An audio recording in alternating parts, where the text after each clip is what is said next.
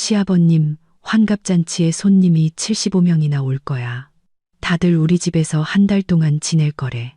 남편은 내가 기뻐할 줄 알고 말했지만 나는 조용히 아침 식사를 마치고 여행 가방을 끌고 집을 나섰다. 1시간 뒤 남편에게서 히스테릭한 전화가 걸려왔다. 어머님이 식당 결제를 못 하신대. 카드 왜 막혔어? 남편은 내 단호한 대답에 벽에 기대 주저앉아 얼굴을 감싸깸 수밖에 없었다. 이제부터 제가 들려드릴 이야기에 좋아요를 눌러주시고 채널을 구독해 주시면 감사하겠습니다. 편안하게 들어주세요. 혜인은 알람이 7시로 맞춰져 있었지만 아침 6시에 눈을 떴다. 창밖은 아직 어두웠고 커튼 틈새로 새벽의 첫 빗줄기만이 스며들고 있었다. 그녀는 몇 분간 누워 옆에서 자고 있는 남편의 고른 숨소리를 들었다. 그러고는 소리 없이 일어나 부엌으로 갔다. 불을 켜고 커피포트에 스위치를 올렸다. 물이 끓는 동안 냉장고에서 요거트를 꺼내고 사과를 잘라 접시에 예쁘게 담았다.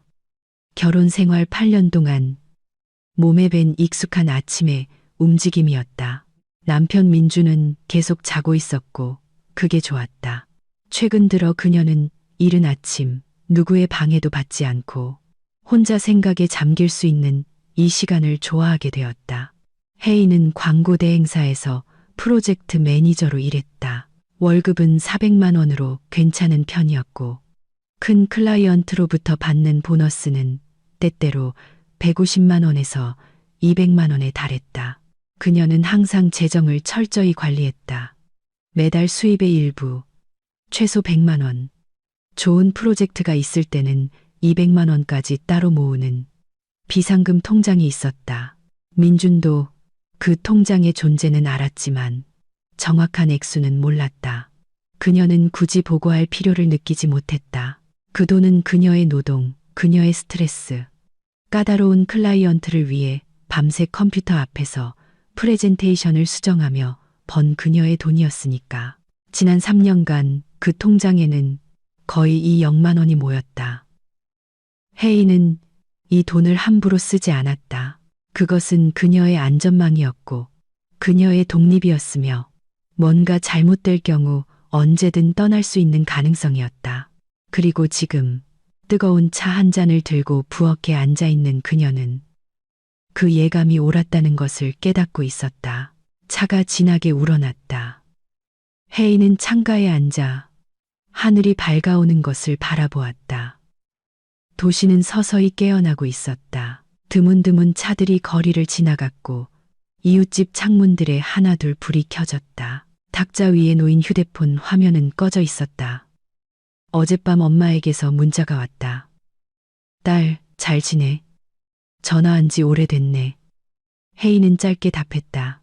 괜찮아. 일이 많아서. 엄마는 비행기로 1시간 거리인 부산에 살았다. 혜인이 15살 때 부모님은 이혼했다.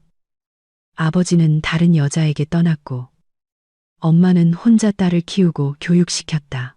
결코 불평하거나 동정을 구하지 않는 강한 여성이었다. 넌 내 자신을 지킬 줄 알아야 해. 혜인이 10대 시절 반 친구들과 다투고 울면서 집에 돌아왔을 때 엄마가 해준 말이었다. 아무도 널 대신해주지 않아. 기억해. 남에게 좋아 보이는 것보다 네 자신을 존중하는 게 더 중요해. 혜인은 그 말을 기억했다. 학교에서 공부를 잘한다는 이유로 범생이라고 놀리는 친구들에게 그녀는 침묵하지 않았다. 한 번은 반의 주동자였던 여자애가 낡은 가방을 가지고 공개적으로 망신을 주었다. 혜인은 조용히 일어나 그 애에게 다가가 말했다.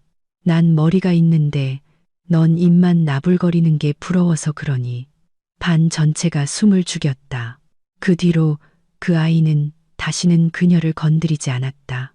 대학 시절 경제학 교수가 시험에서 부당하게 점수를 낮게 주었을 때도 마찬가지였다. 모든 질문에 답했는데도 A+가 아닌 C를 주었다. 그녀는 주저하지 않고 학과장실로 찾아갔다. 필기 노트와 교과서를 들고 가 각 질문에 대한 답변을 서면으로 정리해 재검토를 요구했다. 위원회는 그녀의 손을 들어주었다. 그 교수는 이후 그녀를 삐딱하게 쳐다봤지만 더는 트집 잡지 않았다. 직장에서 김 부장님이 다른 사람의 실수를 그녀에게 떠넘기려 했을 때도 그랬다. 디자이너가 제때 시안을 제출하지 않아 프로젝트가 엎어졌는데 모든 책임을 혜인에게 돌리려 했다.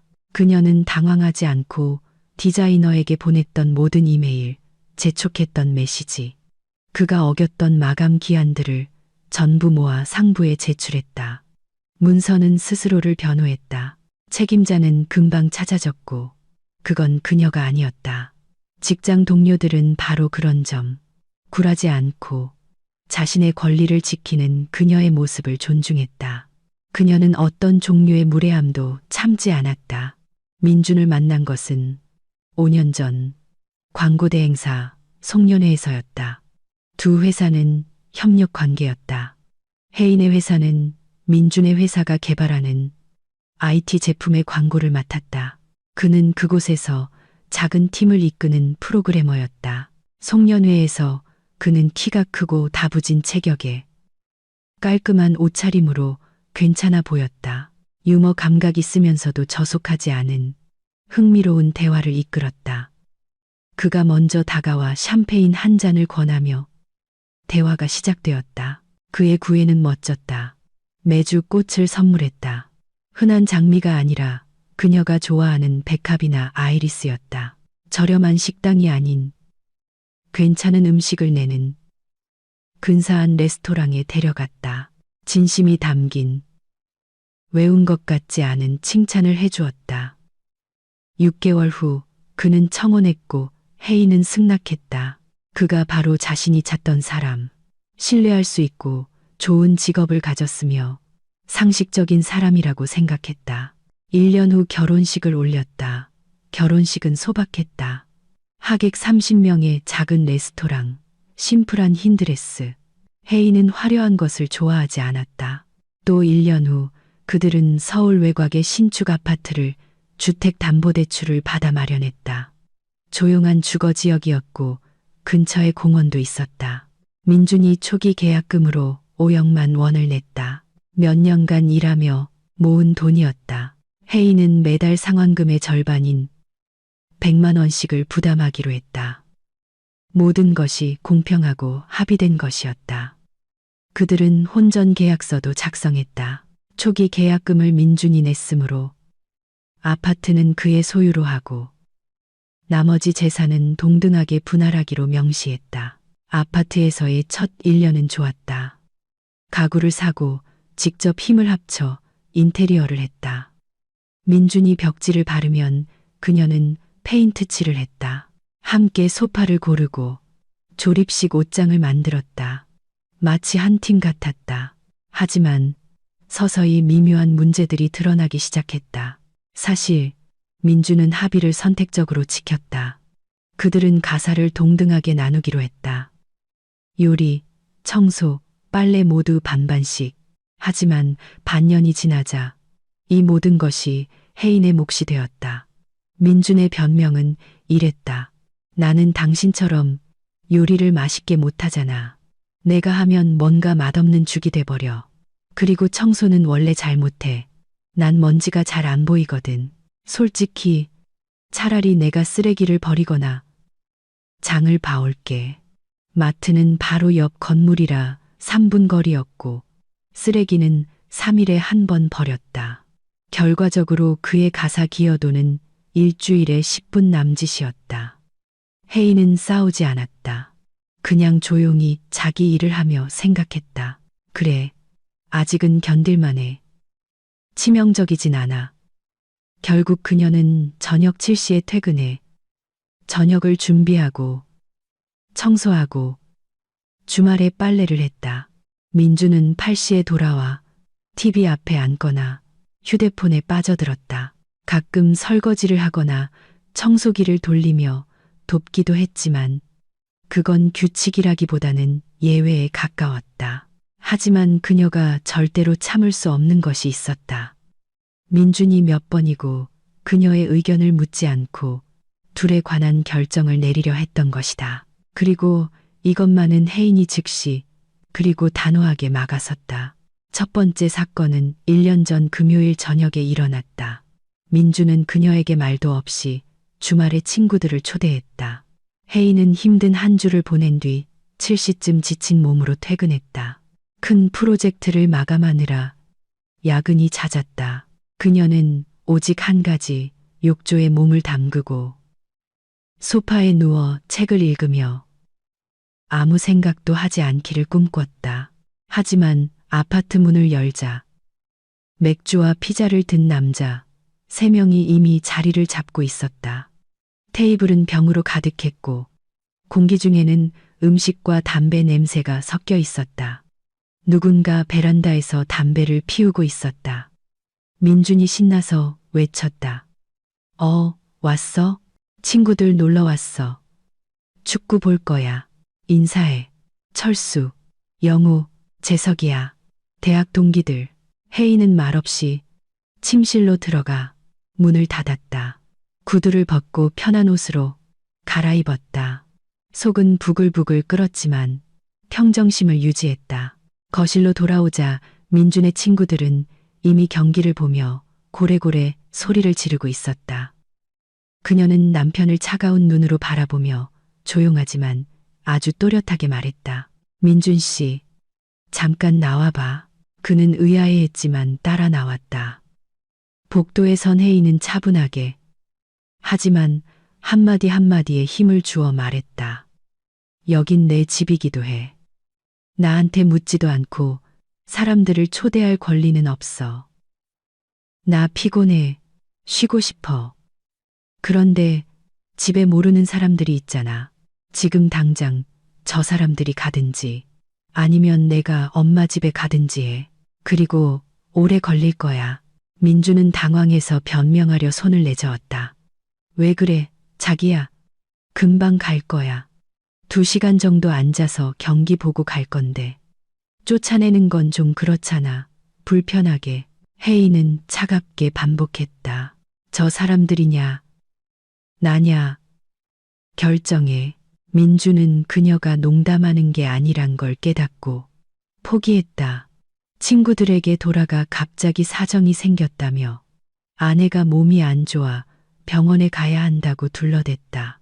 친구들은 기분 나쁜 듯 서로를 쳐다보며 관자놀이에 손가락을 돌렸지만 짐을 챙겨 떠났다. 그중 한 명인 철수가 떠나면서 한마디 던졌다. 야, 민준아, 내 아내 기를 좀 죽여야겠어. 이러다 완전 머리 꼭대기에 앉겠다. 혜인은 그 말을 들었지만 아무 말도 하지 않았다. 중요한 건 그들이 떠났다는 사실이었다. 그 후 민주는 스캔들을 일으키려 했다. 그녀가 비정상적이라며 친구들이 상처받았고 자기가 망신을 당했으며 그녀가 자신을 존중하지 않는다고 소리쳤다. 혜인은 창가에 서서 거리를 내려다보며 조용히 듣고만 있었다. 그가 지쳐서 말을 멈추자 그녀가 말했다. 내 말 알아들었지? 다시는 이러지 마. 다음부턴 미리 알려주고 내게 괜찮은지 물어봐. 그리고는 소파에서 자기 위해 거실로 나갔다. 보란 듯이 베개와 이불을 챙겼다. 민주는 문가에 서서 무언가 중얼거렸지만 그녀는 대답하지 않았다. 일주일 동안 그들은 거의 대화하지 않았다. 혜인은 퇴근 후 자신의 저녁만 차려 조용히 먹고 침실로 들어갔다. 민준이 몇 번 말을 걸려 했지만 그녀는 단답형으로만 대답했다. 분위기는 얼음장 같았다. 7일 후 민준이 먼저 다가와 소파 옆에 앉으며 말했다. 미안해. 내가 잘못했어. 당신한테 물어봤어야 했는데 내가 깨달았어. 혜인은 고개를 끄덕였다. 좋아. 하지만 명심해. 나를 무시하는 건 참지 않아. 그는 고개를 끄덕이며 약속했다. 몇 달간은 조용했다. 두 번째 사건은 반년 전에 일어났다. 민준이 근무 중에 전화를 걸어와 신나는 목소리로 둘 다 헬스장에 등록했다고 알렸다. 1년 회원권인데 40% 할인 행사를 해서 빨리 결정해야 했다는 것이었다. 행사는 그날 저녁 6시까지였다. 마침 혜인은 클라이언트와 회의 중이라 복도에서 전화를 받았다. 나한테 그 헬스장에 가고 싶은지 물어봤어? 그는 의아해했다.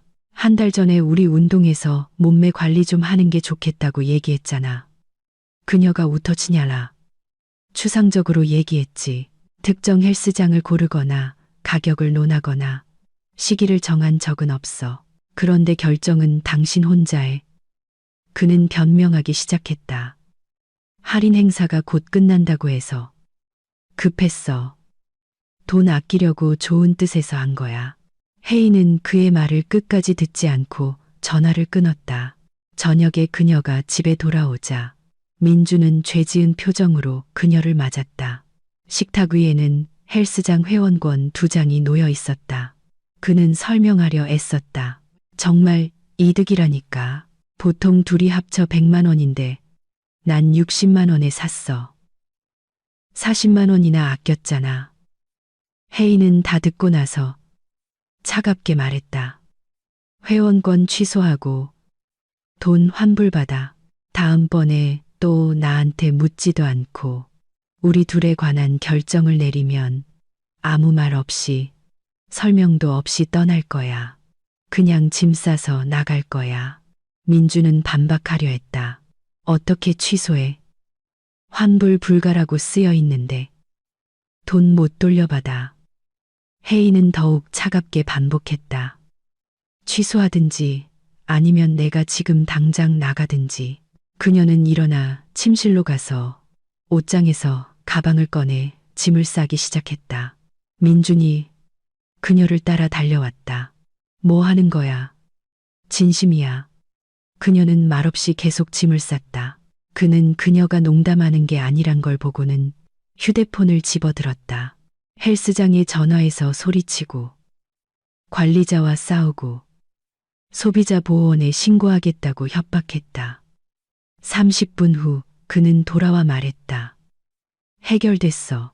3일 안에 돈 돌려준대. 혜인은 고개를 끄덕이고 짐을 다시 풀고 가방을 치웠다. 그 후로 민주는 조심스러워졌지만 오래 가지는 못했다. 문제는 더 깊은 곳에 있었다. 민주는 어머니가 모든 것을 지휘하고 아버지는 조용히 따르는 가정에서 자랐다. 그게 그 집의 방식이었다. 시어머니인 박 여사가 결정하면 나머지는 따랐다. 휴가를 어디로 갈지, 저녁으로 뭘 먹을지, 어떤 벽지를 바를지, 무슨 차를 살지 모두 그녀가 결정했다. 민준의 아버지는 조용한 분이었다. 평생 공장에서 엔지니어로 일했고 지쳐서 집에 돌아오면 아내와 다툴 힘이 없었다. 그냥 동의하는 편이 쉬웠다. 민주는 이 모델을 그대로 흡수했지만 지휘관의 역할은 아버지가 아닌 자신이라고 생각했다. 그는 진심으로 가정에서 남자가 결정을 내리고 아내는 지지해야 한다고 믿었다. 혜인은 이것을 이해했고 언젠가는 그녀가 그냥 돌아서서 떠나버릴 만한 일이 일어날 것이라고 생각했다. 문제는 무엇이 마지막 한 방울이 될 것인가 하는 점이었다. 최근 3개월간 민주는 어머니와 자주 통화했다. 대전에 사는 시어머니는 5년 전 남편을 잃었다. 민준의 아버지는 직장에서 심장마비로 갑자기 돌아가셨다. 그 후로 시어머니는 외아들인 민준에게 더욱 집착했다. 매일, 때로는 하루에 2~3번씩 전화해서 시시콜콜한 이야기를 나누고 밤에 시끄러운 이웃에 대해 불평하고 가게 물가와 나쁜 날씨에 대해 한탄했다. 그리고 혜인과 어떻게 살아야 할지에 대해 조언했다. 민준아, 아내한테 김치찌개 좀 자주 끓이라고 해. 남자는 뜨끈한 국물이 있어야지. 민준아, 너희는 애기 언제 가질 거니? 나도 곧 환갑이야. 손주 좀 안아보고 싶다. 혜인은 이런 대화들을 건성으로 들으며 침묵했다. 시어머니를 만나는 건 1년에 2~번 드문 일이었다. 박 여사는 일주일, 때로는 2주일씩 다니러 와서는 집에서 만든 반찬, 잼, 장아찌, 말린 생선 등이 담긴 거대한 가방들을 들고 왔다. 그리고 오자마자 지휘를 시작했다. 예, 냄비는 그렇게 두는 게 아니야. 이렇게 둬야지. 혜인아, 왜 이런 커튼을 달았니? 더 밝은 걸로 했어야지. 예, 내 남편이 너무 말랐구나. 밥을 안 챙겨 먹이니? 그녀는 수리, 가구, 요리, 청소 등 모든 것을 비판하고 사사건건 가르치려 들었다. 혜인은 시어머니가 개인적인 경계를 넘기 전까지만 참았다. 그 순간이 오면 그녀는 그냥 일어나 다른 방으로 들어가 문을 닫았다. 헤드폰을 끼고 책을 읽거나 일을 하거나 아예 가게에 가야 해요. 친구와 약속이 있어요. 사무실에 들러야 해요. 같은 핑계를 대고 집을 나갔다. 그리고 시어머니가 잠든 늦은 밤에야 돌아왔다. 민주는 분개했다.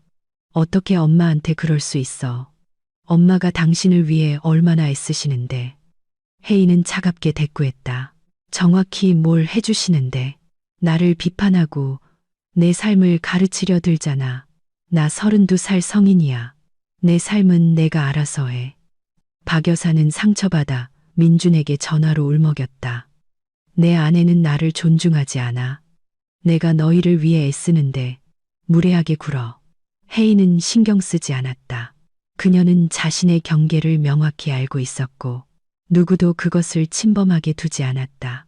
3주 전 민주는 유난히 흥분해서 퇴근했다. 눈이 반짝였고 활짝 웃으며 말했다. 엄마가 전화해서 소식을 전했는데 곧 환갑이라 생일 파티를 할 거라고 했다. 기념비적인 날이니 제대로 축하해야 한다는 것이었다. 혜인은 고개를 끄덕였다. 좋네, 당연히 축하드려야지. 민준이 날짜를 말했다. 3주 후 토요일. 혜인은 속으로 생각했다. 알았어. 대전에 가서 잔치에 참석하고 돌아오면 되겠지. 하루 정도는 괜찮아. 민준이 덧붙였다. 엄마가 친척들 다 모으고 싶어 해. 오랫동안 못 봤잖아. 다들 흩어져 사니까. 모두 보면 정말 좋겠지. 혜인은 아무 의심 없이 다시 고개를 끄덕였다. 알았어. 그럼 모으시라고 해. 그 후 민주는 세부 사항을 언급하기 시작했다. 박 여사는 소박한 가족 저녁 식사가 아니라 성대한 행사를 계획하고 있었다. 돌아가신 시아버지의 형제인 큰아버님 가족이 올 것이었다. 그들은 청주에 살고 아내와 성인 자녀 둘이 있었다. 시어머니의 여동생인 이모님은 광주에 살고 남편과 함께 올 것이었다. 민준의 사촌들, 철민, 성호, 지연, 수진, 최소 10명, 어쩌면 15명은 될 터였다. 혜인은 속으로 한숨을 쉬었다. 대가족이네. 하루 정도는 참을 수 있어. 축하하고 선물 드리고 각자 흩어지면 괜찮을 거야. 하지만 민주는 계속했다. 박 여사는 단순히 친척들을 모으는 것이 아니었다. 그녀는 길고 상세한 손님 명단을 작성했다. 대전 시내 중심가에 연회장이 있는 레스토랑을 찾았고 비싼 제과점에서 케이크를 주문했으며 사회자와 악단까지 섭외했다. 혜인은 반쯤 귀를 기울이며 고개를 끄덕였다. 아직 그녀와 직접적인 관련은 없었다. 시어머니가 화려하게 하고 싶다면 그럴 권리가 있었다. 2주 전 민주는 레스토랑에 대한 자세한 정보를 전했다. 100명을 수용할 수 있는 연회장, 다양한 메뉴, 뜨거운 요리, 차가운 전체, 샐러드, 디저트, 라이브 음악, 게임이 있는 사회자. 비싸긴 해. 1력만 원 정도. 하지만 환갑이잖아. 인생에 한 번뿐인데. 혜인은 노트북에서 고개를 들었다. 100명. 어디서 그렇게 많이. 민주는 어깨를 으쓱했다. 친척들, 엄마 친구들, 이웃들, 직장 동료들. 엄마가 평생 학교에서 일하셔서 아는 사람이 많아. 혜인이 물었다. 그럼 1억만 원은 누가 내는데? 민주는 머뭇거리며 머리를 긁적였다. 아마도 우리가. 엄마는 연금 생활자라 힘드시잖아. 연금이 월 180만 원인데 그런 돈이 어디 있겠어. 혜인은 생각에 잠겼다. 1억만 원은 큰 금액이었다. 그녀가 물었다. 우리라는 건 당신이랑 나. 그가 고개를 끄덕였다. 응. 우린 가족이잖아. 혜인은 상황을 저울질했다. 500만 원 정도는 감당할 수 있었다. 그녀가 말했다. 나한테서 최대 500만 원이야. 나머지는 당신이 내. 합의된 거지. 민주는 기뻐하며 활짝 웃었다. 좋아. 그럼 합의된 걸로. 엄마한테 그렇게 말할게. 기뻐하실 거야. 혜인은 다시 일에 몰두하며 문제가 해결되었다고 생각했다. 뭐, 잔치 비용을 내는 게 처음은 아니었다. 더 이상 놀랄 일이 없기만 하면 됐다. 하지만 놀랄 일은 더 있었다. 일주일 전, 민주는 새로운 대화를 꺼냈다. 엄마가 걱정하신다고 했다. 친척들이 정말 많이 오는데 그들을 어디선가 재워야 한다는 것이었다. 대전의 호텔은 많지만 비쌌다. 2인실이 하룻밤에 10만 원에서 15만 원이었다. 20명만 와도 일주일에 수백만 원이 들 터였다. 비현실적이었다. 어쩌면 몇몇은 그들 집에서 머물 수도 있을 거라고 했다. 혜인은 그를 주의 깊게 경계하며 쳐다보았다. 우리 집, 서울에서. 그가 고개를 끄덕였다. 응. 며칠 동안 서너 명 정도. 어떻게든 지낼 수 있겠지. 소파를 펴고 에어 매트리스를 사면 되잖아. 혜인은 단호하게 고개를 저었다. 안 돼. 우리 집은 투룸이라 공간 없어. 숙소를 잡든지 당일치기로 다녀오시라고 해. 민주는 반박하기 시작했다. 어떻게 당일치기를 해. 다른 도시에서 오는 사람들인데 왕복하는 데만 반나절이 걸릴 거야. 혜인이 말을 끊었다. 안 된다고 했어. 이게 최종 결정이야. 민주는 입을 삐쭉 내밀었지만 더 이상 논쟁하지 않았다. 혜인은 문제가 해결되었다고 생각했다. 3일 전 그는 다시 그 이야기를 꺼냈다. 이번에는 더 조심스럽고 교묘하게 엄마가 몹시 걱정하신다고 했다. 모두가 며칠이 아니라 적어도 일주일은 더 머물렀으면 하신다고. 친척들이 5년, 7년 만에 만나는 건데 제대로 이야기 나눌 시간이 필요하다는 것이었다. 혜인은 대답하지 않고 그저 길고 차가운 시선으로 그를 쳐다본 뒤 방을 나갔다. 민주는 더 이상 이 주제를 꺼내지 않는 것이 좋겠다고 생각했다. 어젯밤 민주는 유난히 말이 없었다. 퇴근 후 휴대폰에 콜을 받고 저녁을 먹었다. 손가락이 화면 위를 날아다녔다. 무언가를 쓰고 찡그리고 때로는 고개를 젓기도 했다. 혜인이 그것을 보고 물었다. 무슨 일 있어? 그는 눈을 들지 않고 고개를 끄덕였다. 응, 그냥 엄마랑 문자 중이야. 파티 마지막 세부 사항 확인하고 있어. 혜인은 어깨를 으쓱하고 자신의 일로 돌아가 내일 클라이언트 미팅을 위한 프레젠테이션을 확인했다. 이제 이른 아침 부엌에 앉아 그녀는 차를 마시며 남편의 행동에 뭔가 꺼림칙한 점이 있다고 생각했다. 그는 분명 무언가를 꾸미고 있었지만 아직 말할 용기를 내지 못하고 있었다. 혜인은 민준을 잘 알았다. 8년 동안 그의 모든 습관을 파악했다. 그녀가 분명히 싫어할 만한 것을 말하고 싶을 때 그는 바로 이렇게 행동했다. 순간을 미루고 주변을 맴돌며 유리한 분위기를 만들려 애썼다. 그렇다면 오늘이나 내일 그는 또 다른 서프라이즈를 터뜨릴 것이다. 혜인은 준비가 되어 있었다. 그녀는 차를 다 마시고 컵을 헹궈 건조대에 놓았다. 일어나 샤워를 하러 갔다. 뜨거운 물이 잠과 긴장의 마지막 흔적을 씻어냈다. 공개, 그녀는 눈을 감고 물줄기 아래 서서 다가올 하루를 생각했다. 오전 10시 클라이언트 미팅, 그 후 팀 회의, 그리고 새로운 프로젝트 작업. 평범한 하루였다. 30분 후 그녀는 나갈 준비를 마쳤다. 민주는 아직 자고 있었다. 그는 보통 8시에 일어났다. 직장은 10시에 시작했고 사무실은 가까웠다. 혜인은 단정한 바지 정장을 입고 노트북 가방을 들고 아파트를 나섰다. 남편을 깨우지 않도록 조용히 문을 닫았다. 밖은 쌀쌀했다. 가을과 낙엽 냄새가 났다. 하늘은 구름으로 뒤덮여 비가 올 것 같았다. 그녀는 코트깃을 세우고 정류장으로 걸어가 앱으로 택시를 불렀다. 뒷좌석에 앉아 운전사가 인사했다. 그녀는 고개를 끄덕이며 사무실까지 가달라고 부탁했다. 차가 출발했다. 업무 시간은 평소처럼 바쁘게 지나갔다. 클라이언트 미팅은 길어졌다. 신제품 광고 캠페인 컨셉을 논의했다. 클라이언트는 까다로웠고 프레젠테이션의 절반을 수정해달라고 요구했다. 혜인은 논쟁하며 자신의 관점을 증명했다. 결국 타협점을 찾았다.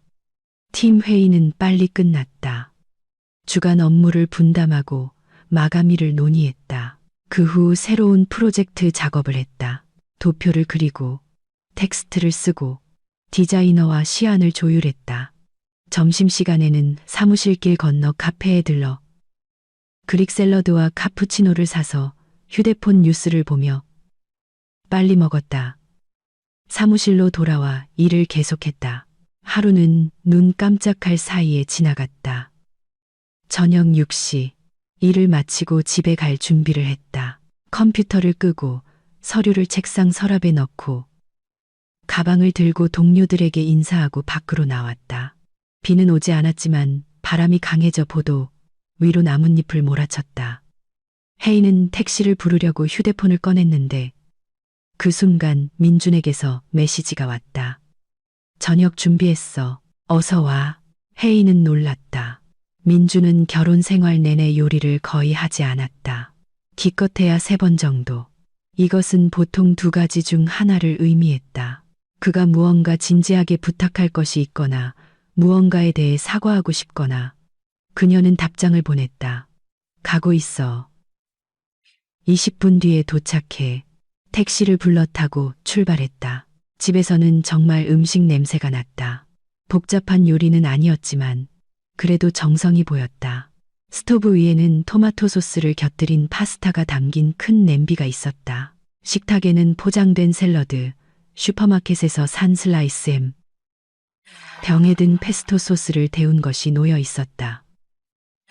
민주는 분명히 노력했다. 그는 깨끗한 셔츠를 입고 식탁에 앉아 웃고 있었다. 왔어. 자기, 앉아. 같이 저녁 먹자. 오늘 일찍 퇴근해서 당신 놀라게 해주려고 했지. 혜인은 인사하고 맞은편에 앉아 가방을 바닥에 내려놓았다. 그들은 식사를 시작했다. 민주는 유난히 말이 많았다. 직장 이야기, 큰 고객사와 새로운 프로젝트를 시작한 이야기, 부장님에게 칭찬받은 이야기 등을 했다. 농담하고 웃었다. 혜인은 짧게 대답하며 들었지만 속으로는 긴장하고 있었다. 그녀는 지금 중요한 무언가가 나올 것이라고 느꼈다. 이 저녁 식사는 그냥 하는 게 아니었다. 식사를 마쳤을 때 민주는 의자 등받이에 기대어 깊은 숨을 내쉬고는 마치 중요한 일을 앞둔 사람처럼 손을 비볐다. 그리고 말했다. 있잖아. 생각해봤는데 엄마 생신이 이제 열흘밖에 안 남았어. 엄마가 이 모든 걸 준비하느라 정말 애쓰셨잖아. 이 파티를 정말 특별하고 기억에 남게 만들어드리면 좋겠어. 혜인은 고개를 끄덕였다. 레스토랑도 예약했고 케이크도 잘 될 거야. 민주는 여전히 웃으며 계속했다. 알잖아. 친척들이 정말 오랫동안 다 같이 모인 적이 없어. 마지막이 큰아버님 결혼식 때였는데 그게 7년 전이야.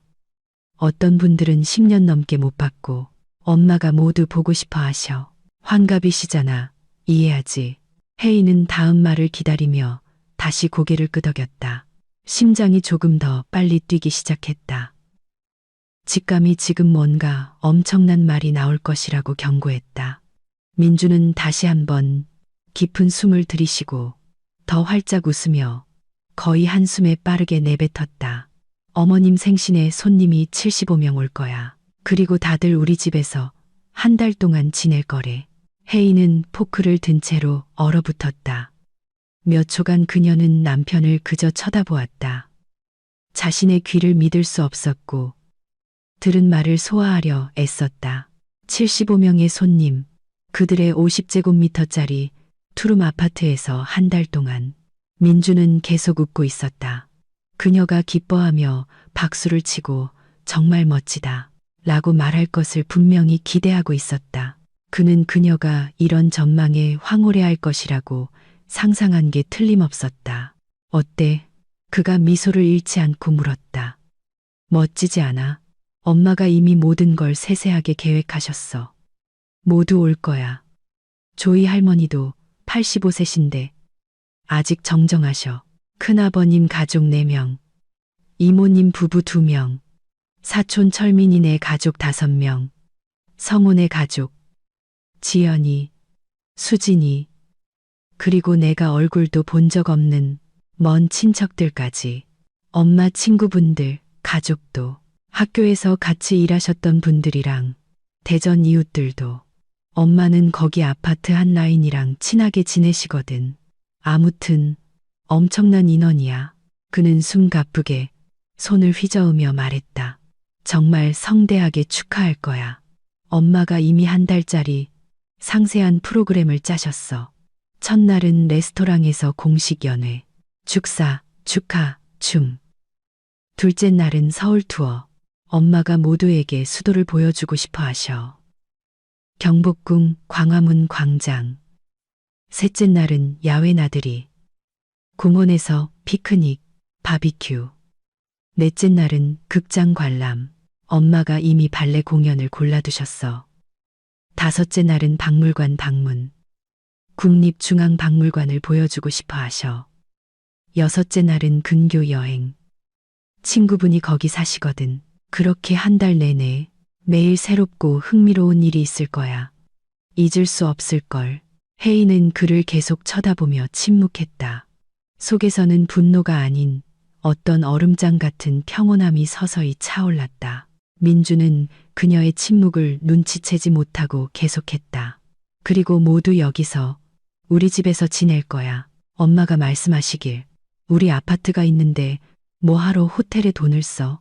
물론 좀 좁겠지만 우린 가족이잖아. 그렇지. 조금 불편해도 괜찮아. 중요한 건 다 함께 있는 거니까. 침실은 조이 할머니께 드리자. 연세가 있으시니 따로 계셔야 해. 우리 둘은 거실 소파에서 자고 큰아버님 가족은 부엌에 간이 침대를 놓고 자면 돼. 애들은 침낭 깔고 바닥에서 자면 되고 캠핑 온 것 같아서 오히려 좋아할 걸. 나머지는 어떻게든 배치하면 돼. 모두에게 자리는 충분할 거야. 그리고 모두 한 번에 오는 것도 아니잖아. 누구는 일찍, 누구는 늦게. 그러니 어느 시점에는 최대 40명 정도겠지. 75명은 아닐 거야. 혜인은 천천히 포크를 접시에 내려놓았다. 내면에서 무언가 조용히 거의 들리지 않게 딸깍 소리를 냈지만 그것은 마치 스위치가 한 위치에서 다른 위치로 옮겨진 것처럼 최종적이고 되돌릴 수 없는 것이었다. 그녀는 남편을 보았다. 그는 여전히 황홀경과 승인을 기대하며 웃고 있었다. 그녀는 아직 파스타가 조금 남아있는 자신의 접시를 조용히 들었다. 천천히, 체계적으로 서두르지 않고 다 먹었다. 창밖을 보며 음식을 씹었다. 민주는 조금 불안해하기 시작했다. 왜 아무 말 안 해? 기쁘지? 그렇지. 정말 굉장할 거야. 이런 파티는 평생 기억에 남을 거라고. 혜인은 대답하지 않았다. 마지막 한 조각까지 다 먹고 씹고 삼켰다. 냅킨을 들어 입가를 깔끔하게 닦고 냅킨을 식탁에 놓았다. 자리에서 일어나 자신의 접시를 들고 싱크대로 가져가 포크와 함께 넣었다. 수도꼭지를 틀어 접시를 헹구고 수도꼭지를 잠그고 수건으로 손을 닦았다. 민주는 그녀의 모든 행동을 눈으로 쫓았다. 그의 미소가 서서히 사라지기 시작했다. 혜인아, 왜 그래? 뭐라고 말 좀 해봐. 그녀는 말없이 부엌을 나와 침실로 들어갔다. 발걸음은 조용했지만 단호했다. 옷장을 열어 맨 위 선반에서 큰 여행 가방, 바퀴 달린 검은색 가방을 꺼냈다. 출장 갈 때 쓰던 것이었다. 침대 위에 놓고 지퍼를 열어 짐을 싸기 시작했다. 체계적으로 서두르지 않았지만 신속하게 청바지 2벌을 접어 바닥에 넣었다. 티셔츠 4장, 따뜻한 스웨터, 일상복 드레스 1벌과 조금 더 차려입는 드레스 1벌, 서랍장에서 속옷 한 뭉치를 꺼내 가방에 넣고 양말, 화장실에서 가져온 세면도구가 든 파우치도 넣었다. 민준이 침실 문가에 나타났다. 눈이 휘둥그레졌다. 뭐 하는 거야? 설마 진심으로 짐 싸는 거야? 혜인은 대답하지 않고 계속 짐을 쌌다. 선반에서 책 한 권을 집었다. 오래전부터 읽고 싶었지만 시간이 없었던 추리소설이었다. 가방에 휴대폰 충전기, 헤드폰, 여권, 혼인관계 증명서. 참 아이러니했다. 운전면허증, 그리고 그녀의 모든 은행카드. 혜인아, 너 무서워. 무슨 일이야? 왜 아무 말도 안 해? 민준이 방 안으로 한 걸음 들어섰다. 목소리가 떨렸다. 혜인은 가방 지퍼를 잠그고 들어 올렸다. 조금 무거웠지만 괜찮았다. 남편을 향해 돌아섰고 그의 눈을 똑바로 쳐다보았다. 감정 없이 차분하게 나갈게. 민주는 어안이 벙벙해져 입을 열었다 닫았다를 반복했다. 간단히. 어디를? 왜? 뭐 때문에? 혜인은 그를 지나쳐 가방을 현관으로 끌고 갔다. 그녀의 움직임은 정확하고 확신에 차 있었다. 그녀는 자신이 무엇을 하는지 정확히 알고 있었다. 운동화를 신고 길을 떠나기에 편한 신발을 신었다. 옷걸이에서 재킷을 벗어 어깨에 걸치고 지퍼를 올렸다. 가방 손잡이를 잡았다. 민준이 그녀를 따라 달려왔다. 목소리는 점점 더 공황 상태에 빠져들었다. 잠깐만 기다려. 얘기 좀 하자. 무슨 일이야? 왜 그렇게 갑자기 반응해? 뭐 때문에 그렇게 화가 났어? 난 좋은 뜻에서 한 건데. 혜인은 현관문을 열었다. 차가운 공기가 아파트 안으로 밀려 들어왔다. 마지막으로 남편을 향해 돌아섰다. 차분하게, 거의 무관심하게 쳐다보았다. 나 화 안 났어. 그냥 가는 거야. 75명의 손님. 한 달. 우리 투룸 아파트. 전부 당신들 거야. 당신들 축제는 당신들이 알아서 해. 그녀는 계단으로 나가 가방을 끌며 문을 닫았다. 민준이 다시 문을 활짝 열고 실내 슬리퍼 차림으로 뛰쳐나와 소리쳤다. 어디가? 당장 돌아와. 이건 미친 짓이야. 제대로 얘기 좀 하자. 무슨 일인지 모르겠다고. 혜인은 계단을 차근차근 내려갔다. 한 계단, 한 계단. 가방 바퀴가 덜컹거렸다. 그녀는 돌아보지도 대답하지도 않았다. 민주는 위에서 무언가 더 소리쳤지만 그녀는 이미 듣고 있지 않았다. 밖으로 나왔다. 저녁은 쌀쌀했다. 바람이 머리카락을 흩날렸다. 그녀는 휴대폰을 꺼내 택시 앱을 열고 차를 불렀다. 인천국제공항으로 가주세요. 차가 배정되었고 3분 후 도착이라는 메시지가 떴다. 혜인은 아파트 입구에 서서 길을 바라보았다. 차가 출발하자마자 그녀는 휴대폰을 꺼내 은행 앱을 열었다. 생활비를 모으던 공동 계좌였다. 그 안에는 230만 원이 있었다.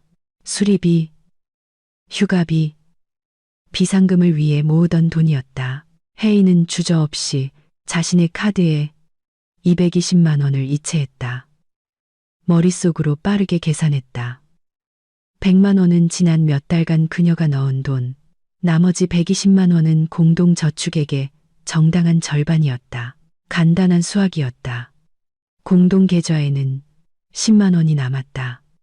민준이 아껴 쓴다면 일주일은 버틸 수 있을 것이다. 그 이유는 그의 문제였다. 그 다음 그녀는 다른 은행 앱을 열었다. 공동 신용카드가 발급된 곳이었다. 한도는 300만 원. 평소에는 드물게 꼭 필요한 경우에만 사용했지만 카드는 그녀의 이름으로 발급되어 있었다. 민주는 추가 사용자일 뿐이었다. 혜인은 2번의 클릭으로 카드를 정지시켰다. 시스템이 확인을 요청했고 그녀는 확인했다. 카드 정지, 모든 사용자의 접근이 차단되었다. 이제 민주는 그 카드로 케이크 값도 레스토랑 비용도 그 어떤 것도 결제할 수 없게 되었다. 3번째로 그녀는 또 다른 앱, 그녀의 개인 주거래 월급 통장 앱을 열었다. 이 카드에 민주는 신뢰하는 사람으로 접근 권한이 있었다. 1년 전 혹시 모를 경우를 대비해 그녀가 설정해 둔 것이었다. 혜인은 설정에 들어가 접근 허용자 항목을 찾아 민준을 선택하고 삭제를 눌렀다. 시스템이 확인을 요청했고 그녀는 확인했다. 접근이 차단되었습니다. 이제 그는 잔액조차 확인할 수 없게 되었고 돈을 인출하는 것은 말할 것도 없었다. 휴대폰이 진동했다. 민준의 전화였다. 혜인은 화면을 보았다. 남편의 사진, 민준 씨라는 이름, 벨소리. 그녀는 통화를 거절하고 휴대폰을 무릎 위에 올려놓았다. 거의 즉시 다시 진동했다. 또 민준이었다. 그녀는 다시 거절했다. 그리고 전화하지 말라고 짧은 메시지를 보냈다. 전화 소리는 끄고 진동만 남겨두었다. 휴대폰은 30초마다 계속 진동했다. 혜인은 무시하고 창밖으로 스쳐 지나가는 밤의 도시를 바라보았다. 가로등 불빛, 상점의 쇼윈도, 드문드문 보이는 행인들. 공항까지는 40분이 걸렸다. 차는 별로 막히지 않았다. 공항에서 그녀는 기사에게 요금을 지불했다. 차에서 내려 가방을 끌고 터미널로 들어갔다. 사람들로 붐비고 시끄럽고 출발 항공편 안내판이 깜빡였다. 혜인은 항공사 카운터로 다가가 짧은 줄에 섰다. 그녀의 차례가 되었다. 유니폼을 입은 젊은 직원이 미소 지었다. 안녕하세요. 무엇을 도와드릴까요? 혜인은 차분하게 말했다. 부산으로 가는 가장 빠른 비행기요. 직원이 키보드를 두드렸다. 잠시만요. 이 시간 뒤인 23시 30분에 출발하는 항공편이 있습니다. 이코노미와 비즈니스 좌석 모두 남아 있습니다. 어느 것으로 하시겠어요? 혜인은 잠시 생각했다. 비즈니스는 3배나 비싸지만 더 조용하고 편안할 것이다. 아니, 지금은 사치 부릴 때가 아니었다. 이코노미로 주세요. 그녀가 말했다. 직원은 고개를 끄덕였다. 10만 원입니다. 어떻게 결제하시겠어요? 혜인은 자신의 개인 카드를 내밀었다. 결제를 하고 인쇄된 탑승권을 받았다. 수속을 마치고 가방을 위탁 수화물로 붙였다. 30kg 기준 이내였다. 수화물표를 받고 보안 검색대를 통과했다. 재킷을 벗어 컨베이어 벨트에 올리고 금속 탐지기를 통과했다. 삐 소리가 났다. 주머니에서 휴대폰을 꺼내는 것을 잊었다. 꺼내서 다시 통과하니 조용했다. 짐을 챙겨 출발 구역으로 갔다. 활주로가 보이는 큰 창문 옆 의자에 앉았다. 휴대폰을 꺼냈다. 민준에게서 온 부재중 전화 35통, 메시지 15개. 그녀는 메시지 목록을 열어 빠르게 훑었다. 혜인아, 제발 전화 받아. 무슨 일이야? 너 어디야? 빨리 전화해. 이건 말도 안 돼. 돌아와. 얘기하자. 왜 그렇게 반응하는지 이해가 안 돼. 엄마가 레스토랑 결제하려는데 카드가 안 된대. 너 무슨 짓 한 거야? 공동계좌 확인했는데 10만 원밖에 없어. 나머지는 어디 갔어? 신용카드도 안 돼. 네가 막았지. 혜인아, 이건 미친 짓이야. 제발 뭐라고 말 좀 해봐. 혜인은 어느 것 하나 답장하지 않았다. 엄마에게 전화를 걸었다. 엄마, 나 지금 부산으로 가. 새벽 2시쯤 늦게 도착할 거야. 마중 나와줄 수 있어? 엄마는 1분 뒤 음성 메시지로 답했다. 딸아, 무슨 일이니? 너 내일 출근해야 하잖아. 걱정스럽지만 차분한 목소리였다. 혜인은 문자로 썼다. 나중에 다 설명할게. 그냥 마중만 나와줘. 23시 30분 비행기고 2시 15분에 도착해. 알았다, 딸. 마중 나갈게. 기다리고 있을게. 혜인은 휴대폰을 치우고 의자 등받이에 기대 눈을 감았다. 육체적, 감정적 피로가 한꺼번에 몰려왔다. 하지만 마음속은 평온했다. 의심도 후회도 없이 오직 명료한 뿐이었다.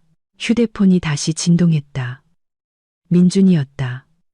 이번에는 혜인이 받기로 결심했다. 전화를 받아 귀에 댔다. 그는 그녀가 한마디도 하기 전에 즉시 소리치기 시작했다. 너 어디야? 이게 다 무슨 짓이야? 엄마가 방금 전화해서 레스토랑 결제가 안 된다고 하셨어. 카드가 거절됐대. 우리 공동 계좌 확인했는데 겨우 10만 원 남아 있어.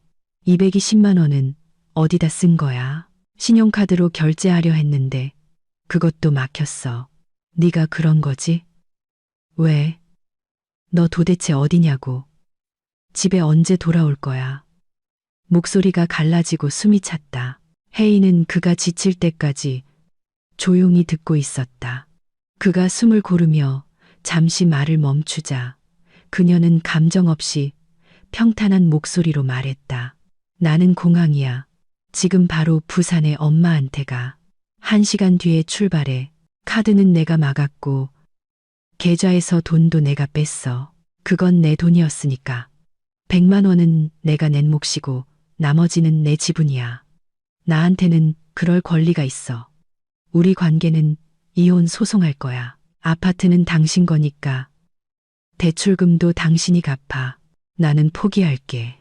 다시는 돌아가지 않을 거야. 당신의 75명 손님들과 한 달간의 파티는 당신이 알아서 해. 그녀는 전화기 저편에서 그가 숨을 헐떡이는 소리를 들었다. 그러고는 무언가 둔탁하게 부딪히는 소리가 났다. 아마 휴대폰이 떨어졌을 것이다. 그 후 무언가 긁히는 소리, 마치 누군가 벽을 타고 주저앉는 듯한 소리가 들렸다. 그리고 쿵 하는 소리. 아마 그가 바닥에 앉았을 것이다. 마지막으로 둔한 소리. 그가 얼굴을 두 손으로 감쌌을 것이다. 혜인은 전화를 끊고 그의 번호를 차단하고 알림을 끄고 휴대폰을 가방에 넣었다. 1시간 반 뒤에 탑승 안내 방송이 나왔다. 혜인은 일어나 탑승구로 걸어갔다. 탑승권을 보여주고 통로를 지나 비행기로 향했다. 트랩을 올라 자신의 자리를 찾았다. 15열 창가 자리. 자리에 앉아 안전벨트를 맸다. 옆자리는 비어 있었다. 운이 좋았다. 비행기는 승객들로 채워지기 시작했다. 아이들을 동반한 가족, 노부부, 배낭을 맨 젊은이들. 승무원이 통로를 지나며 벨트를 확인했다. 문이 닫혔다. 비행기가 활주로로 이동하기 시작했다. 혜인은 창밖을 보았다. 공항의 불빛, 다른 비행기들의 실루엣, 활주, 가속, 이륙. 비행기가 날아올랐다. 서울은 아래에 남았고 점점 멀어져 갔다. 혜인은 매 순간 작아지는 도시의 불빛을 바라보며 안도감보다는 깊고 완전한 평온함을 느꼈다. 이렇게 될 일이었다. 조만간 그저 오늘 일어났을 뿐이다. 비행은 2시간 반 동안 이어졌다. 혜인은 의자를 젖히고 졸았다. 승무원이 차를 권했지만 사양했다. 그저 창밖의 어둠을 바라보며 아무 생각 없이 앉아 있었다. 부산에 도착한 것은 이미 밤이 깊은 새벽 2시 15분이었다. 혜인은 비행기에서 내려 공항 건물로 들어가 수화물 컨베이어 벨트에서 가방을 찾고 도착장으로 나왔다. 사람들은 거의 없었다. 야간 비행이라 모두 빨리 흩어졌다. 엄마가 출구에서 기다리고 있었다.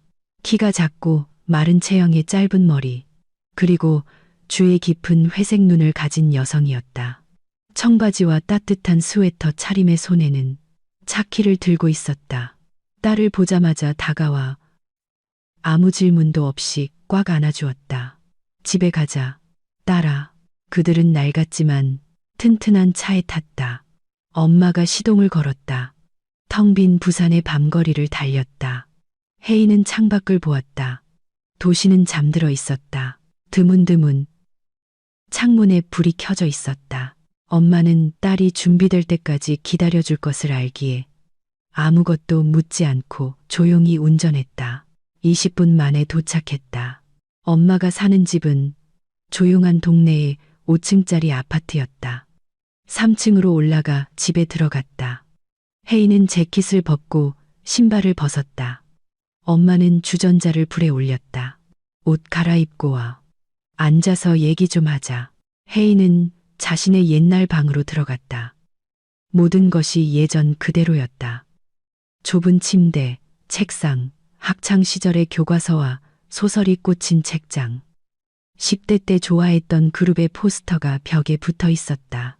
가방을 빨리 풀고 옷을 옷장에 걸고 화장품을 놓고 편한 옷으로 갈아입고 부엌으로 나왔다. 엄마는 이미 식탁에 앉아 있었고 두 잔의 차에서 김이 모락모락 피어오르고 있었다.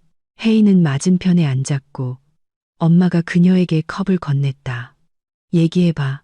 혜인은 감정을 배제하고 간결하게 사실만을 이야기했다.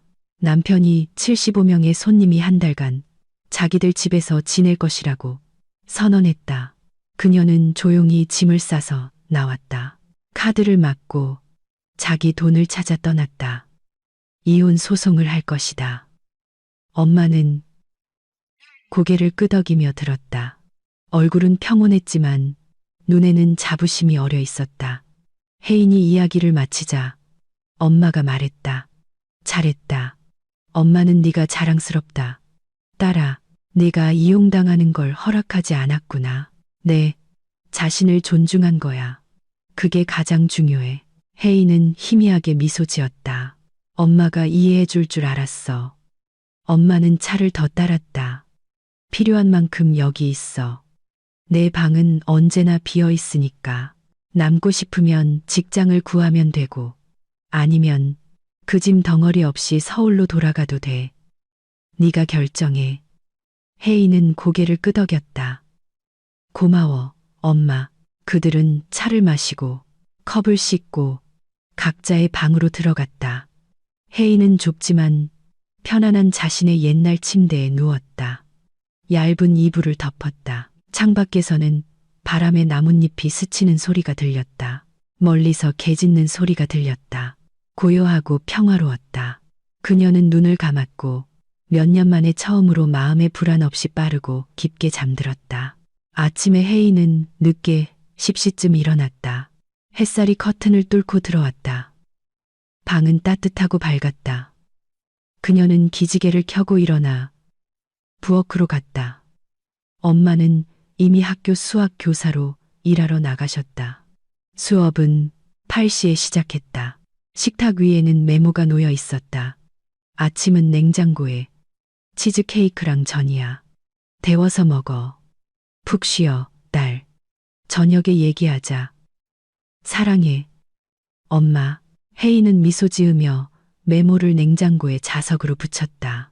케이크를 꺼내 전자레인지에 데우고 커피를 내렸다. 창가에 앉아 서두르지 않고 아침을 먹었다. 창밖의 부산은 평온한 일상을 보내고 있었다. 사람들이 거리를 걷고 차들이 지나가고 어딘가에서 아이들이 놀고 있었다. 아침 식사 후 그녀는 휴대폰을 켰다. 화면이 켜지자 몇 초 뒤 알림이 쏟아졌다. 민준에게서 온 부재중 전화 53통, 메시지 32개, 모르는 번호로 온 전화 5통. 분명 시어머니일 것이다. 혜인은 민준의 메시지를 대충 훑어보았다. 처음에는 공황 상태였다. 혜인아, 제발 돌아와. 다 얘기할 수 있어. 그렇게 극단적으로 굴지 마. 어른답게 차분히 얘기하자. 그 다음에는 비난이 이어졌다. 내가 일부러 다 망쳤어. 엄마는 이틀 내내 히스테릭하게 울고 계셔. 친척들은 벌써 도착하기 시작했는데 어디서 묵어야 할지 묻고 있어. 뭐라고 말해야 할지 모르겠어. 이제 어떻게 그분들을 맞이해. 나 호텔비 낼 돈도 없어. 내가 다 가져갔잖아. 그 후에는 동정심에 호소하려는 시도와 압박이 있었다.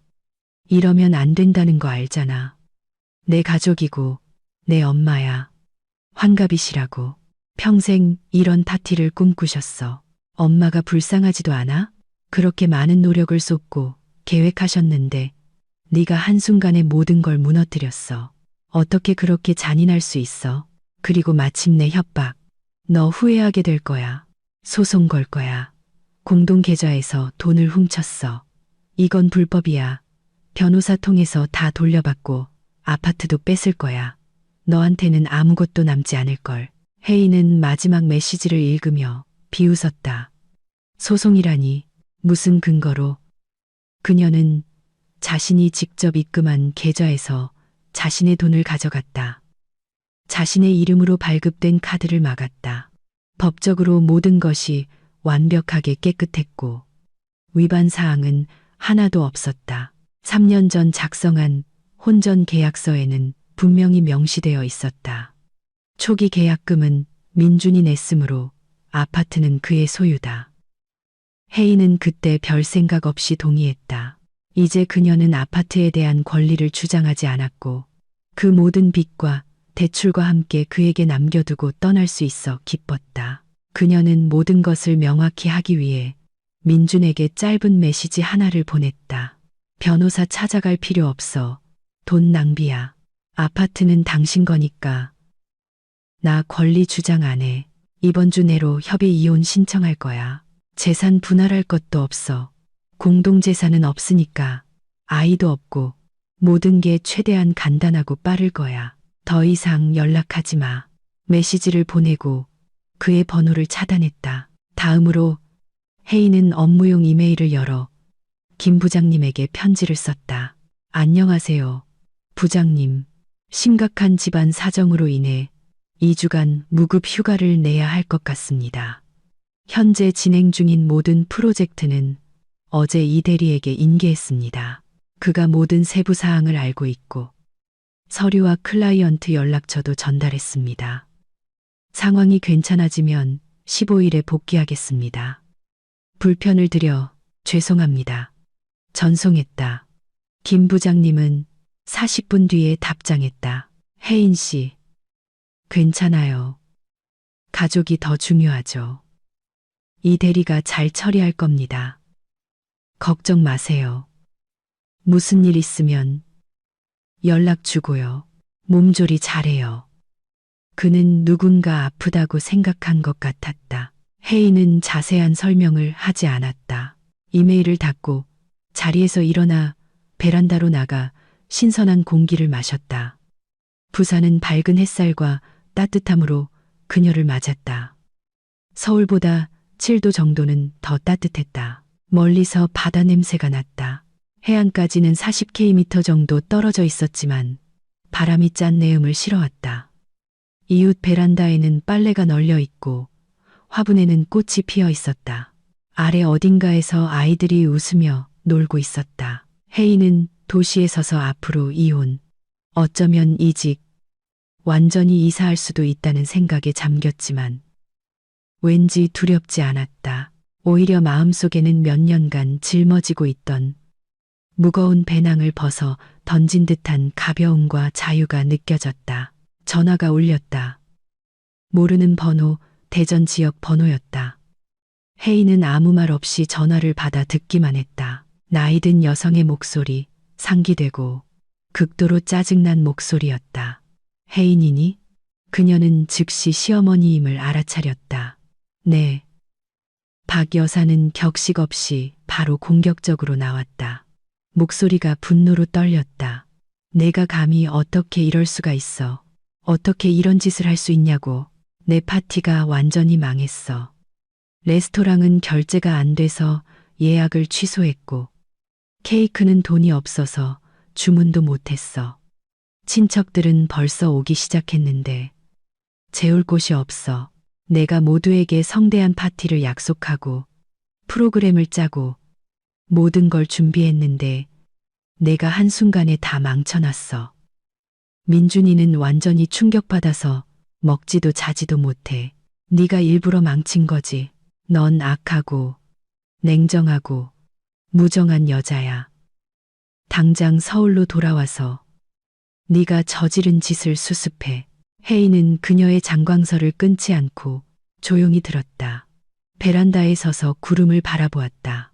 시어머니가 지쳐서 잠시 말을 멈추자 혜인은 차분하게 말했다.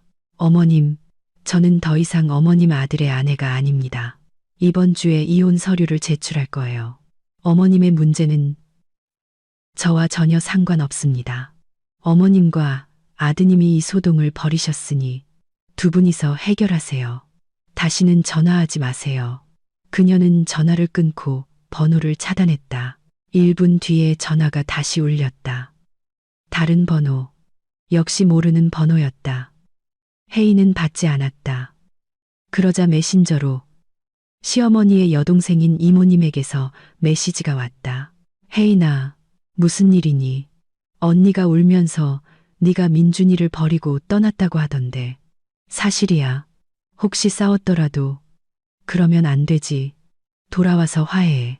어떤 상처보다 가족이 더 중요하단다. 혜인은 짧고 명확하게 답했다. 이모님, 저희 이혼해요. 최종 결정입니다. 더 이상 연락하지 말아주세요. 이모님도 차단했다. 하루 종일 여러 번호로 전화가 울렸다. 민준의 친척들이 어디선가 그녀의 연락처를 알아내 문자를 보내고 전화를 걸어 부끄럽게 만들고 설득하고 양심에 호소하려 했다. 누군가는 욕을 하고 누군가는 애원하고 누군가는 협박했다. 혜인은 논쟁에 휘말리지 않고 모두를 차례로 차단했다.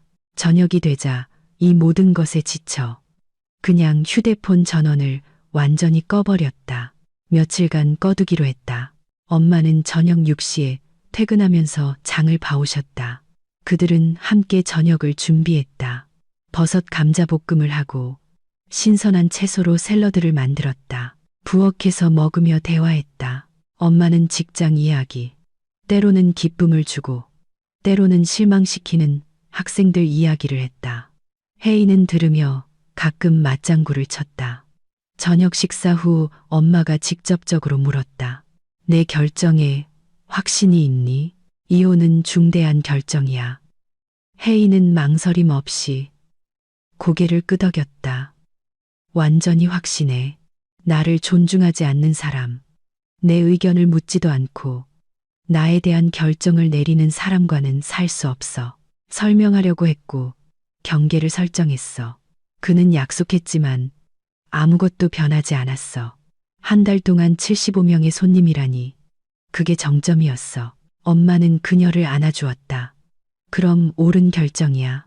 나쁜 관계보다는 혼자가 낫지. 넌 해낼 수 있어. 넌 강하니까. 엄마가 항상 곁에 있을게. 혜인은 엄마에게 기댔고 따뜻함과 지지를 느꼈다. 엄마가 있어서 고마워. 다음 날인 수요일, 혜인은 부산의 구청으로 갔다. 낡은 건물이었지만 내부는 깨끗하고 단정했다. 그녀는 신청서를 받는 창구로 다가갔다. 안경을 쓴 중년 여성이 그녀를 보았다. 무엇을 도와드릴까요? 이혼 신청서를 제출하고 싶습니다. 혜인이 여권과 혼인관계 증명서를 내밀며 말했다. 직원은 서류를 받아 검토했다. 미성년 자녀가 있습니까? 아니요. 재산 분쟁은요? 아니요. 모두 해결되었습니다. 배우자도 이혼에 동의합니까? 그럴 거예요. 만약 동의하지 않더라도 그 사람 없이 진행해 주세요. 직원은 고개를 끄덕였다. 알겠습니다. 신청서를 작성해 주세요. 여기 양식입니다. 종이를 건넸다. 혜인은 양식을 채웠다. 이름, 생년월일, 주소, 이혼 사유. 사유란에는 극복할 수 없는 성격 차이라고 짧게 썼다.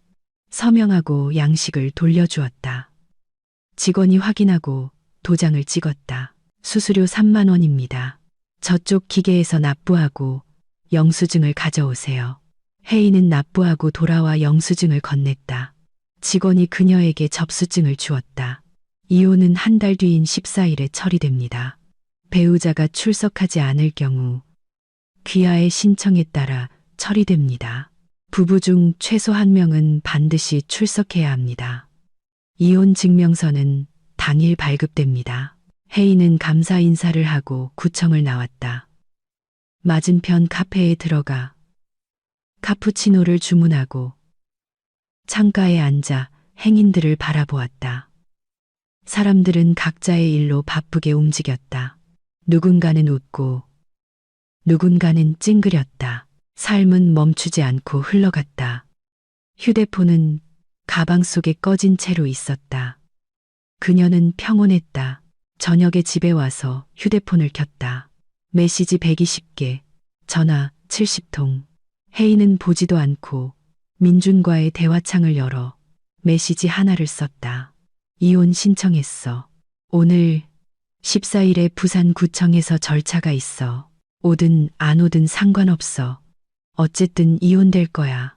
보내고 나서 다시 그의 번호를 차단하고 휴대폰을 껐다. 태블릿의 다른 앱으로 서울에 있는 친구 혜진과의 대화창을 열었다. 혜진아, 나 민준이랑 이혼해. 부산으로 왔어. 혹시 걔가 너한테 전화하거나 연락하면 아무 말도 하지 마.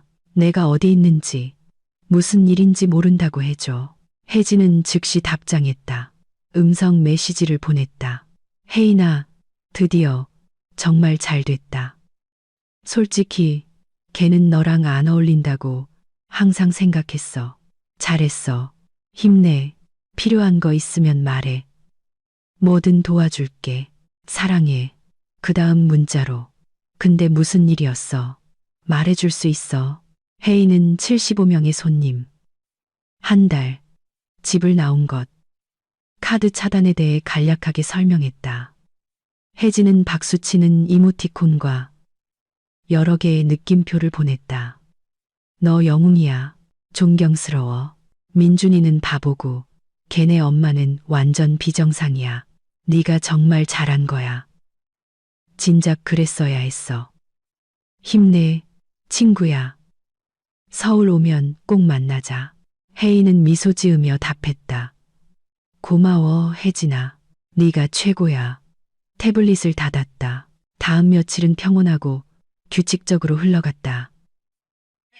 혜인은 쉬고 부산을 산책하고 공원에 가고 벤치에 앉아 책을 읽었다. 오랜 학교 친구들인 수아와 지은을 만났다. 그들은 놀라워하며 기뻐했고 카페에 모여 수다를 떨며 학창시절을 회상하고 근황을 물었다. 혜인은 자세한 내막은 빼고 일반적인 이야기만 했다. 이혼 중이며 당분간 부산에서 지낼 계획이라고만 말했다. 일주일 뒤 금요일, 민주는 부산구청으로부터 통지서를 받았다. 그는 혜인에게 메시지를 보냈다. 통지서 받았어. 14일에 갈게. 혜인은 읽었지만 답장하지 않았다. 14일이 되었다. 혜인은 평범하게 옷을 입었다. 청바지, 흰 블라우스, 가벼운 재킷, 특별한 날이 아니었다. 약속된 시간인 오전 11시에 구청에 도착했다. 민주는 이미 입구에 서 있었다. 그는 끔찍해 보였다.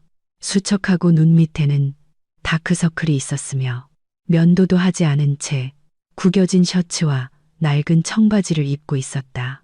혜인을 보자 그는 그녀에게 다가가 말을 걸려 했다. 혜인아, 들어봐. 우리 너무 서두르지 않는 게 어때? 다시 한번 다 얘기해보고 노력해보자. 그녀는 차갑게 그의 말을 끊었다. 그럴 필요 없어. 민준 씨, 모든 건 이미 결정됐어. 그냥 서류에 서명하고 각자 갈 길 가자. 그는 침묵하며 고개를 떨구고 끄덕였다. 건물로 들어가 사무실로 올라갔다. 안경을 쓴 그 직원이 두 사람의 서류를 확인하고 형식적인 질문을 했다. 두 분 모두 이혼에 동의하십니까? 혜인이 네라고 답했다. 민주는 잠시 침묵하다가 조용히 네 라고 말했다. 서로에게 이의가 있습니까? 혜인은 없습니다. 라고 했고 민준도 없습니다. 라고 답했다. 재산 분쟁은 해결되었습니까? 혜인이 네, 모두 해결되었습니다. 라고 하자 민준도 고개를 끄덕였다. 직원이 서류를 내밀었다. 여기와 여기에 서명하세요. 그들은 차례로 서명했다. 직원이 도장을 찍고 이혼 증명서 두 부를 발급해 각자에게 건넸다. 혼인이 해소되었습니다. 증명서를 받으세요. 혜인은 자신의 증명서를 받아 가방에 넣었다. 민주는 믿기지 않는다는 듯 자신의 서류를 쳐다보고 있었다. 그들은 사무실을 나와 아래층으로 내려가 밖으로 나왔다. 입구에서 멈춰섰다. 민준이 그녀를 향해 돌아섰다. 눈이 빨갰다. 혜인아, 정말 미안해. 이렇게 되길 원하지 않았어. 내가 잘못했다는 걸 깨달았어. 너무 늦었지만 이제야 알았어. 혜인은 분노 없이 그저 사실을 말하듯 차분하게 그를 바라보았다. 알아. 하지만 당신은 나를 존중하지 않았어. 민준 씨, 내 의견은 묻지도 않고 우리 둘의 결정을 내렸지. 당신 엄마와 그분의 소망을 나와 우리 관계보다 우선시했어. 내가 설명하려고 했고 경계를 설정했고 경고했어. 당신은 고개를 끄덕이고 약속했지만 결국 똑같은 짓을 반복했지. 한 달 동안 75명의 손님, 그게 마지막이었어. 더는 참을 수 없었어. 민주는 고개를 숙이고 끄덕였다. 알아. 늦었지만 이제 알겠어. 미안해. 그는 잠시 침묵하다가 조용히 물었다. 아파트 지분은 정말 원하지 않아? 내가 지불할 수 있는데. 혜인은 고개를 저었다. 원하지 않아. 당신 가져. 당신한테서 아무것도 필요 없어. 민준 씨, 돈도, 아파트도, 아무것도, 그냥 이 짐 없이 앞으로 살고 싶을 뿐이야. 그는 당황하며 고개를 끄덕였다. 알았어. 그렇다면 행운을 빌게, 혜인아. 그는 작별 인사를 위해 손을 내밀었다. 그녀는 그의 손을 짧게 잡았다. 당신도 행운을 빌어. 그리고 돌아서서 뒤돌아보지 않고 걸어갔다. 집으로 돌아왔다. 엄마는 직장에 계셨다. 혜인은 옷을 갈아입고 차를 끓여 베란다에 앉았다. 이혼 증명서를 꺼내 도장과 서명을 보았다. 평범한 종이였지만 그것은 한 인생 단계의 끝과 다른 단계의 시작을 의미했다. 그녀는 그것을 서류 폴더에 넣고 책상 서랍에 치웠다. 저녁에 엄마가 물었다. 어떻게 됐어? 혜인은 괜찮아. 이혼했어. 빠르고 드라마 없이 라고 답했다. 엄마는 그녀를 안아주었다. 잘했다. 내 딸. 이제 넌 자유야. 다음 날 토요일, 혜인은 노트북 앞에 앉아 채용 사이트를 열고 부산에서 일자리를 찾기 시작했다. 몇 가지 흥미로운 제안을 찾았다. 광고 대행사, 마케팅 회사, 5군데에 이력서를 보냈다. 저녁 무렵 두 곳에서 면접 제의가 왔다. 화요일에 첫 번째 면접을 보러 갔다. 회사는 작지만 평판이 좋았다. 50대 남성인 대표는 그녀의 이력서를 꼼꼼히 살피고 이전 경력과 프로젝트에 대해 질문했다. 혜인은 자신 있게 대답하며 사례를 들었다. 면접은 1시간 동안 진행되었다. 마지막에 대표가 말했다. 마음에 드네요. 연봉 800만 원의 프로젝트 보너스를 제안할 수 있습니다. 일주일 뒤부터 출근 가능합니까? 혜인은 생각했다. 서울보다 연봉은 약간 적지만 부산에서는 생활비가 덜 들었다. 네, 동의합니다. 감사합니다. 그들은 악수하고 출근 날짜를 정했다. 집에 돌아와 엄마에게 말했다. 나 부산에 남을 거야. 일자리 구했어. 일주일 뒤에 출근해. 엄마는 기뻐했다. 정말 잘 됐다. 네가 곁에 있게 돼서 너무 기뻐. 여기서 살 거니, 혜인아. 당분간은요, 엄마가 괜찮으시다면. 나중에 아마 집을 구할지도 몰라요. 물론 괜찮지. 원하는 만큼 살아. 너랑 같이 있으니 더 즐거워. 혜인은 서울의 김 부장님에게 전화해 퇴사를 알렸다. 그는 놀랐지만 받아들였다. 좋은 직원을 잃게 돼서 아쉽지만 이해해요. 가족이 더 중요하죠. 행운을 빌어요, 혜인 씨. 언제든 돌아오고 싶으면 환영이에요. 그녀는 감사 인사를 하고 서류를 우편으로 보내달라고 부탁했다. 그는 동의했다. 한 달이 지났다. 혜인은 새로운 회사에서 일하며 빠르게 적응했다. 동료들은 친절했고 프로젝트는 흥미로웠다. 그녀는 엄마 집 근처에 작고 아늑하며 밝은 원룸을 구했다. 침대, 책상, 작은 소파, 옷장 등 최소한의 가구로 자신의 취향에 맞게 꾸몄다. 가끔 엄마 집에 저녁을 먹으러 갔다. 그들은 함께 요리하고 영화를 보고 몇 시간씩 대화했다. 혜인은 긴장감 없이, 남에게 맞출 필요 없이, 다른 사람의 기대라는 짐 없이 진정으로 살고 있다고 느꼈다. 민주는 이혼 후 2달 만에 한 번 문자를 보냈다. 어떻게 지내? 혜인은 짧게 답했다. 잘 지내. 다행이다. 그녀는 답장하지 않았다. 그는 더 이상 연락하지 않았다. 반년이 지났다. 혜인은 부산에 완전히 적응했고 새로운 친구들을 사귀어 카페, 영화관, 산책을 함께 다녔다. 몇 번 남자를 만나기도 했지만 진지한 관계를 맺는데 서두르지 않았다. 몇 년 만에 처음으로 혼자인 것이 좋았다. 어느 날 쇼핑몰에서 민준과 공동의 지인이었던 유라를 만났다. 그녀는 서울에 살지만 친척을 만나러 부산에 와 있었다.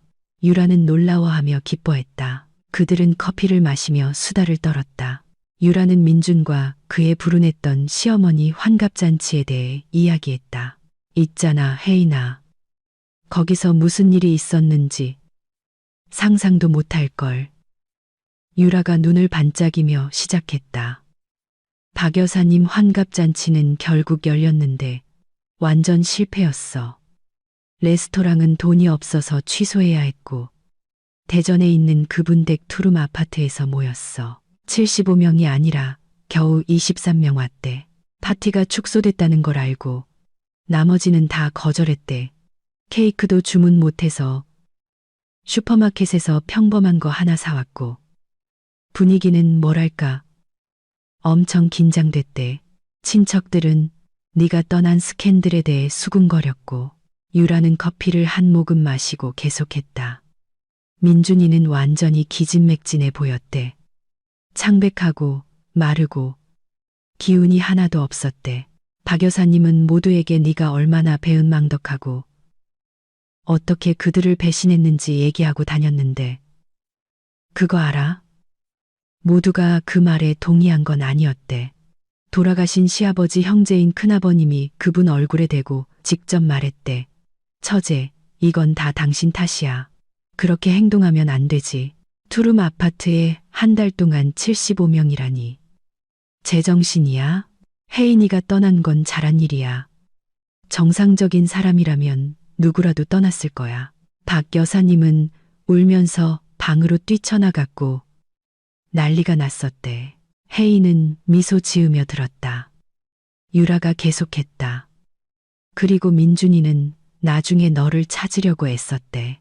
내 친구들한테 전화하고 혜진이한테도 연락했는데 아무도 아무 말도 안 해줬대. 친구들이 잘 막아줬네. 결국 그는 포기했어. 지금은 자기 회사에 어떤 여자랑 만난다고 하더라. 오래 갈지는 모르겠지만 혜인은 고개를 끄덕였다. 그럼 됐네. 유라는 그녀를 유심히 보았다. 너는 행복해? 혜인은 미소 지었다. 응, 유라야. 나 행복해. 집을 나온 지 1년이 지났다. 혜인은 부산의 강변에 앉아 종이컵에 담긴 커피를 마시며 물을 바라보고 있었다. 따뜻한 10월 저녁이었다. 해가 지면서 하늘을 주황색과 분홍색으로 물들이고 있었다. 사람들은 커플로, 가족 단위로 산책하고 있었다. 누군가는 자전거를 타고 누군가는 그냥 벤치에 앉아 있었다. 혜인은 정확히 1년 전 자신이 가방을 싸고 앞으로 어떻게 될지 정확히 모른 채 아파트를 떠났던 것을 생각했다. 단 한 가지, 자신에 대한 무례함을 더는 견딜 수 없고 자신을 소중히 여기지 않는 사람과 살 수 없다는 것만은 알고 있었다. 그리고 그 결정이 모든 것을 바꾸었다. 그녀는 단 한순간도 후회하지 않았다. 물론 쉽지는 않았다.